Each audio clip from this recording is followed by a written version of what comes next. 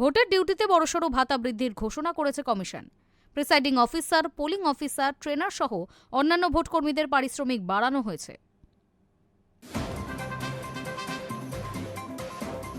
ইতিমধ্যেই ভোটের ডিউটি পেতে শুরু করেছেন রাজ্যের সরকারি কর্মীরা। এবছর ভোট কর্মীদের ভাতা বৃদ্ধির কথাও ঘোষণা করেছিল নির্বাচন কমিশন। এবার নোটিফিকেশন জারি করে জানানো হলো কত টাকা করে পারিশ্রমিক পাবেন প্রিসাইডিং অফিসার এবং পোলিং অফিসাররা। 3 দিন ট্রেনিং হবে প্রিসাইডিং অফিসারদের। একদিন ভোটের জিনিসপত্র আনতে যেতে হবে নির্দিষ্ট সেন্টারে, যার জন্য 500 টাকা প্রতিদিন অথবা এককালীন 2000 টাকা পারিশ্রমিক পাবেন। প্রথম পোলিং অফিসার 3 দিনের ট্রেনিংয়ে 400 টাকা করে পাবেন অথবা এককালীন 1600 টাকা পাবেন। তাদের একদিন ভোটের জিনিসপত্র আনতে যেতে হবে নির্দিষ্ট সেন্টারে। দ্বিতীয় পোলিং অফিসার 2 দিনের ট্রেনিং করবেন। একদিন ভোটের জিনিসপত্র আনতে যেতে হবে নির্দিষ্ট সেন্টারে, যার জন্য প্রতিদিন 400 টাকা করে অথবা এককালীন 1600 টাকা পাবেন। প্রিসাইডিং অফিসারদের ভোটের ডিউটির জন্য 50 টাকা ফোনের খরচ দেওয়া হবে।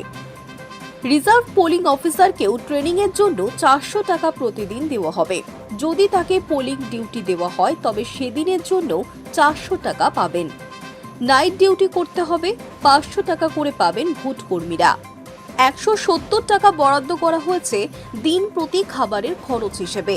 হয় টিফিন প্যাকেট দেওয়া হবে ভোট কর্মীদের, নয় খাবার কেনার জন্য হাতে ওই টাকাই দেওয়া হবে। জেলা নির্বাচনী আধিকারিকের দপ্তরে দ্বিতীয় দিন ডিউটিতে যোগ দিতে গেলে মিলবে অতিরিক্ত 500 টাকা। ট্রেনারদের দেওয়া হবে 500 টাকা। একদিনের বেশি ট্রেনিং হলেও 1500 টাকার বেশি হওয়া উচিত নয়। ভোটের কাজ ছাড়াও ভোটের দিন বুথে অন্যান্য কাজের জন্য নিযুক্ত কর্মীরা পাবেন দিন প্রতি 350 টাকা। দেওয়া হবে 170 টাকার টিফিন প্যাকেট অথবা নগদ 170 টাকা। উল্লেখ্য, এতদিন প্রিসাইডিং অফিসার এবং গণনা পর্যবেক্ষকরা দৈনিক 350 টাকা পারিশ্রমিক পেতেন। এবার তাদের পারিশ্রমিক বেড়ে হচ্ছে 500 টাকা অথবা এককালীন 2000 টাকা।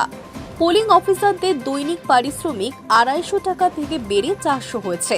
নির্বাচন সংক্রান্ত বিভিন্ন কাজে নিযুক্ত চতুর্থ শ্রেণীর কর্মচারীদেরও পারিশ্রমিক বাড়ানো হয়েছে। পারিশ্রমিক বাড়ছে ফ্লাইং স্কোয়াডের সদস্য, মাইক্রো অবজারভার এবং ভিডিও মাধ্যমে নজরদারি চালানো ভোট কর্মীদেরও। Hi news network.